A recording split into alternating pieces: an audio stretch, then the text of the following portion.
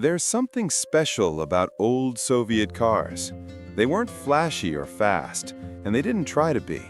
They were built for long winters, muddy roads, and families who just needed to get from one village to another. But somehow, these machines became part of everyday life. They filled photo albums, lined gray apartment blocks, and carried whole generations toward their future. Today, we're looking at 15 communist cars from the Soviet era, the ones that left their mark on the roads, the people, and the memories that still linger like a warm summer haze on a cracked windshield. 1. The Moskvich 400, the people's first ride. The Moskvich 400 rolled out right after World War II, when the country was still trying to find its footing. It was based on a German design, but workers built it with whatever tools and steel they could find. Families loved it because it felt friendly and small, almost like a toy car that learned to grow up. It carried workers to new jobs and soldiers home from long service. The 400's simple engine made it easy to fix on the side of the road. But as time went on, newer cars made it look older than it was. Production slowed, and eventually it faded away. Still, many people remember the 400 as the first real family car of the Soviet streets. 2. Gaz M20 Pobeda, Victory on Wheels. The Pobeda came at a time when the country needed hope. Its curved body and smooth hood looked modern and proud. It wasn't fast, but it felt strong, like something that would never quit. People liked its roomy interior and the way it held the road on long trips. It also became a symbol of rebuilding, carrying doctors, teachers, and officials across the vast land. But by the 1950s and 60s, it began to feel old-fashioned. Newer designs pushed it aside, and factories moved on. Still, its name, Victory, left a mark that never faded. 3. ZAZ 965 Zaporozhets, the Little Hunchback. This car was tiny, funny-looking, and loud, but people adored it. It was built for workers who needed something cheap and tough. Its air-cooled engine made it sound like a small tractor, but that only added to its charm. Families remember stuffing groceries into every corner and opening the tiny rear engine lid on cold mornings. It was a car that didn't pretend to be more than it was. As roads improved, its small size became a problem, and bigger models replaced it. Even so, the Zaporozhets remains a beloved symbol of simple Soviet life. 4. Lada 2101, the classic that never quit. If there's one car that feels like the face of Soviet roads, it's the Lada 2101. It was based on an Italian design, but Soviet engineers changed it to survive freezing winters and rough streets. It started every morning, even when nothing else did. People remember it in every color, from bright red to faded beige. It carried families to weddings, vacations, and quiet countryside picnics. Over the years, the Lada 2101 was replaced by newer Ladas, but none captured hearts the same way. Today, it's remembered as the car that just kept going. 5. Volga Gaz 24, the car of power. The Gaz 24 Volga felt big and important. It wasn't every family could buy.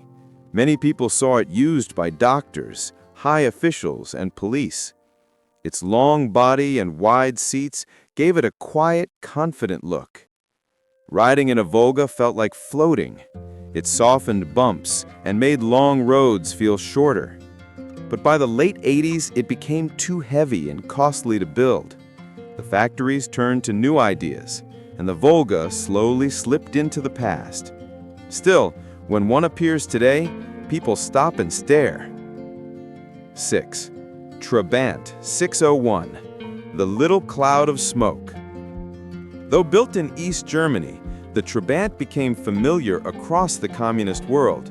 It was simple, light, and made of a strange plastic-like material. Its tiny engine puffed blue smoke that filled the streets. Families waited years to get one, and when they finally did, they treated it like treasure. Children pressed their faces against the windows as the little car buzzed down the road.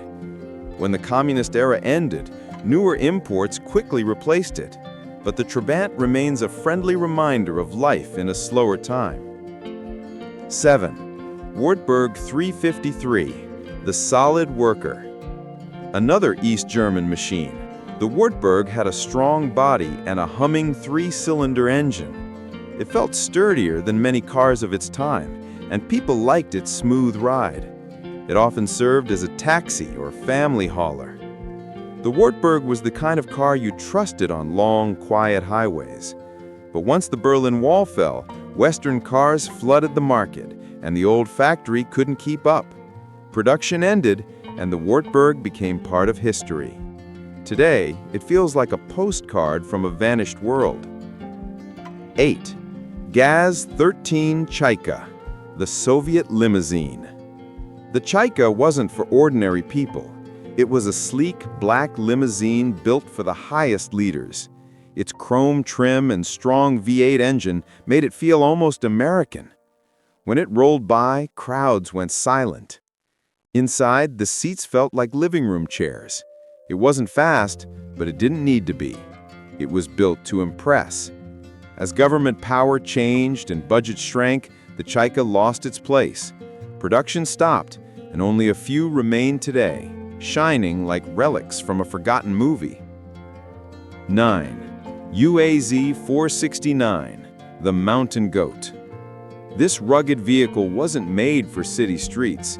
It was designed for mud and snow and mountains. Soldiers loved it because it never got stuck. Farmers used it to haul supplies across fields and forests. The 469 wasn't comfortable, but it was dependable. Many people remember its rattling doors and cold metal seats. As time went on, it lost ground to more modern off-roaders. But even today, you can still find a few climbing hills like they always did. Number 10. Lada Niva, the tiny explorer. The Niva was ahead of its time. It looked small, but could climb almost anything.